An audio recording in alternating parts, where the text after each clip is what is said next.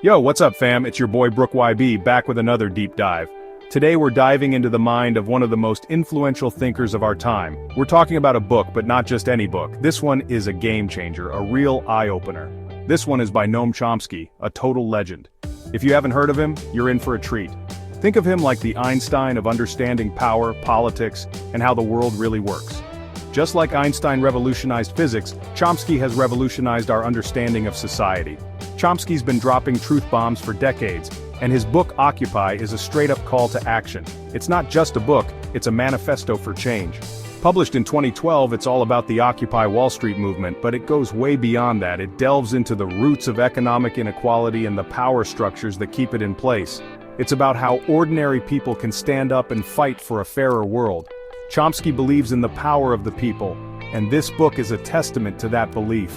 Chomsky isn't afraid to speak truth to power. He challenges the status quo and encourages us to question everything. He breaks down complex ideas about economics, politics, and social change in a way that's easy to understand, even if you're not a political science major. His ability to make complicated topics accessible is one of his greatest strengths. The guy is a genius. His insights have influenced countless activists, scholars, and ordinary people around the world. So buckle up, because we're about to explore Chomsky's Occupy and see how its message still resonates today. This book is more relevant than ever in our current political climate. Trust me, this is some next-level knowledge that can change the way you see the world. Get ready to have your mind blown and your perspective shifted. So, what's Chomsky's Occupy all about? What is it that makes his ideas resonate with so many people around the world? In a nutshell, it's about how rigged the system is against ordinary people. Chomsky highlights the struggles of everyday individuals who find it increasingly difficult to get by. Chomsky argues that a tiny elite, the top 1%, control most of the wealth and power, while the rest of us are struggling to make ends meet. This disparity creates a society where opportunities are limited for the majority. He calls this economic inequality, and it's a major problem. The gap between the rich and the poor continues to widen, leading to a host of social issues. It means that the rich get richer, while the poor get poorer, and the middle class gets squeezed. This growing divide affects the quality of life for millions of people. Chomsky argues that this isn't an accident, it's by design. The system is structured in such a way that benefits the wealthy and powerful, often at the expense of everyone else. The powerful make the rules, and they rig them in their favor. Laws and policies are often crafted to maintain their dominance and keep the status quo intact.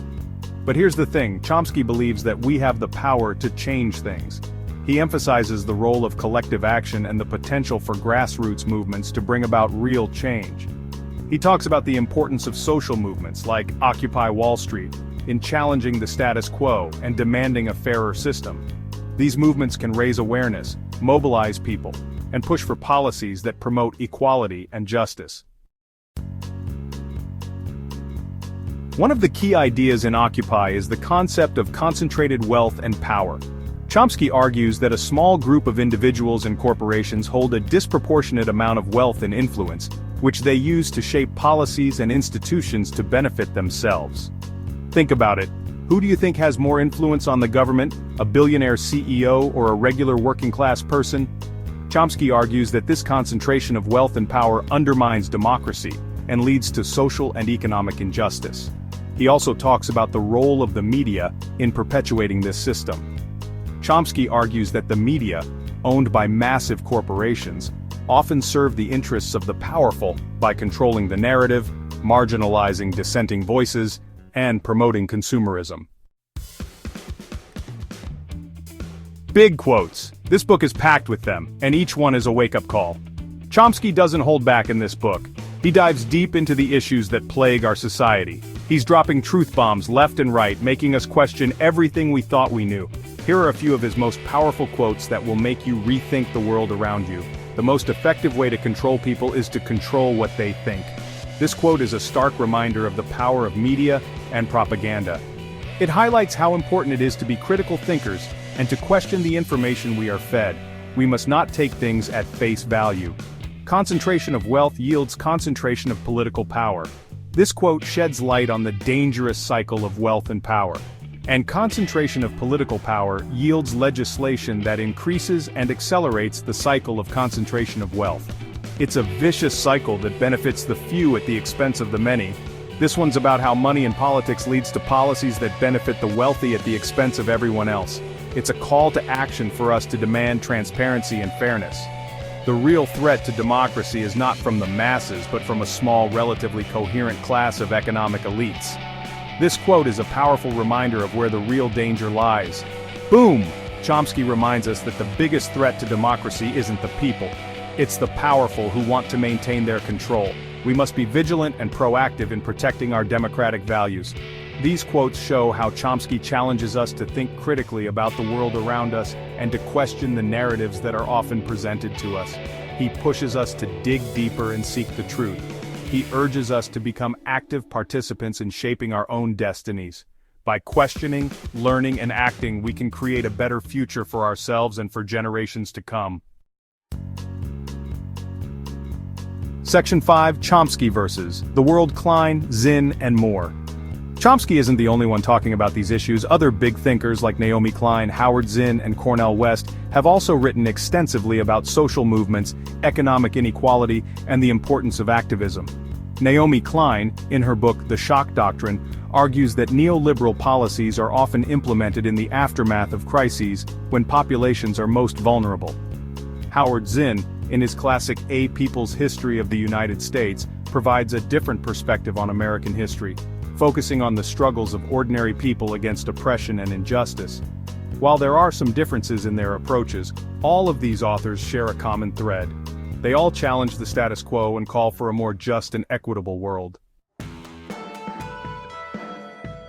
Section 6. Is Occupy still relevant? You bet. Even though Occupy was written in response to the Occupy Wall Street movement, its message is more relevant than ever. Why? Because the problems Chomsky highlights, economic inequality, the influence of money in politics, and the erosion of democracy, are still major issues today. In fact, in many ways, these problems have only gotten worse since Occupy was published. Wealth inequality continues to widen, corporations have even more power and influence, and political systems around the world seem increasingly dysfunctional and unresponsive to the needs of ordinary people. So, while the Occupy Wall Street movement may have faded from the headlines, the issues it raised are still very much alive. Section 7. Occupy today. Fight the power. So, what can we do? Chomsky argues that the only way to create a more just and equitable society is through collective action and social movements. He believes that ordinary people have the power to challenge the status quo and demand change, just like the Occupy Wall Street protesters did.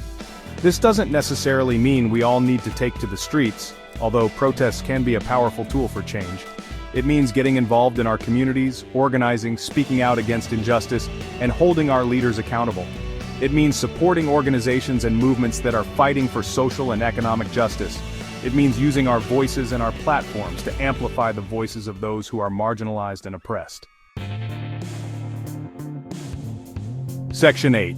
Chomsky's Impact, Why We Still Listen. Chomsky's work has had a profound impact on generations of activists, scholars, and anyone who's ever questioned the way things are. His writings have helped to raise awareness about issues like economic inequality, corporate power, and the role of the media. He's inspired countless people to become more engaged in politics and to fight for a more just and equitable world. Chomsky's work is a reminder that we're not powerless in the face of injustice. We have a voice, and we have the power to create change if we're willing to stand up and fight for it. His legacy is one of intellectual courage, unwavering commitment to truth, and a deep belief in the power of people to shape their own destiny. Section 9. So, you want to change the world? Read this. Occupy is more than just a book about a protest movement. It's a call to action, a roadmap for change, and a reminder that another world is possible. It's a must-read for anyone who wants to understand the challenges we face today and how we can overcome them. I highly recommend checking out Occupy and exploring Chomsky's other works. His insights are as relevant today as they were decades ago. Peace out.